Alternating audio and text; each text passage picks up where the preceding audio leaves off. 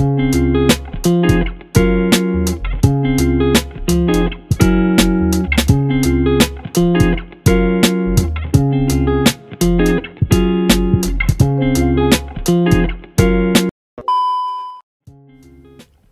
guys, jadi kali ini kita akan membahas materi tentang speech. Apa sih pengertian dari speech itu? Pengertian dari speech merupakan materi yang berhubungan dengan komunikasi, khususnya komunikasi dalam bentuk bicara. Dalam bahasa Inggris, materi speech juga mencakup berbagai macam kata dan kombinasi kata yang digunakan untuk menyampaikan informasi, keinginan, ataupun tindakan.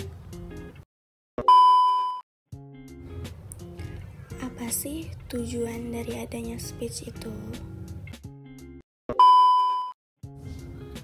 Tujuan dari adanya speech adalah untuk menyampaikan informasi, memotivasi, mengendalikan situasi, memengaruhi audiens, dan menghibur audiens.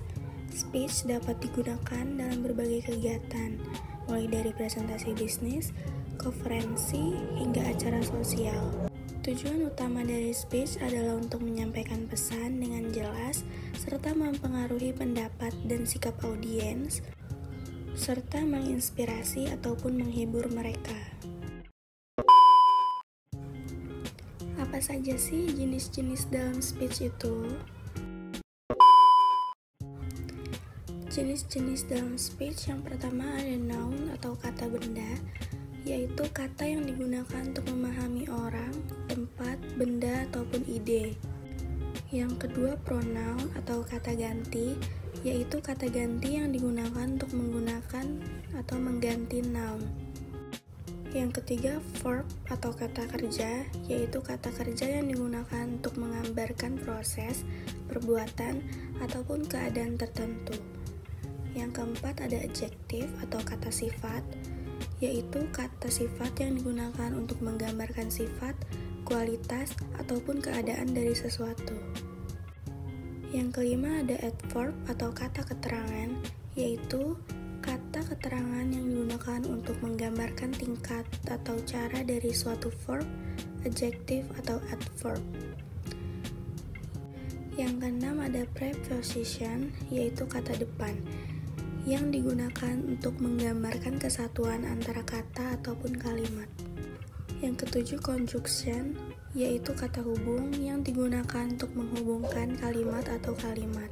Yang terakhir interjection atau kata seru, kata yang digunakan untuk menggambarkan emosi ataupun keadaan. Bagaimana sih caranya kita membuat speech itu?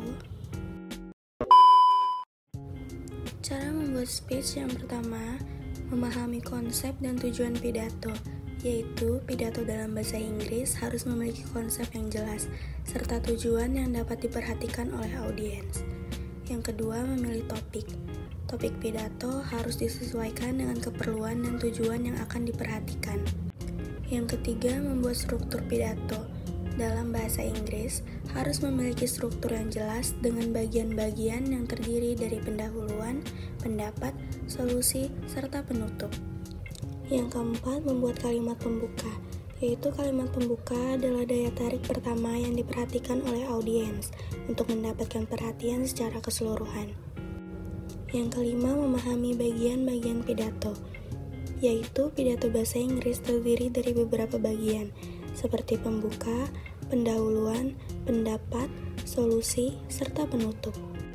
Yang terakhir, memahami keterampilan berpidato, yaitu pidato dalam bahasa Inggris membutuhkan keterampilan berpidato, seperti menyampaikan teks dengan baik, menggunakan gestur, dan memahami artikulasi, intonasi, dan stres dalam berbicara. Apa sih kesimpulan dari speech itu sendiri?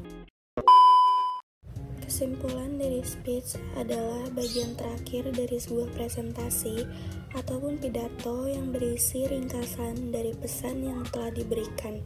Kesimpulan membantu audiens memahami pesan yang diberikan dan memperingatkan mereka dengan tingkatan pentingnya pesan tersebut.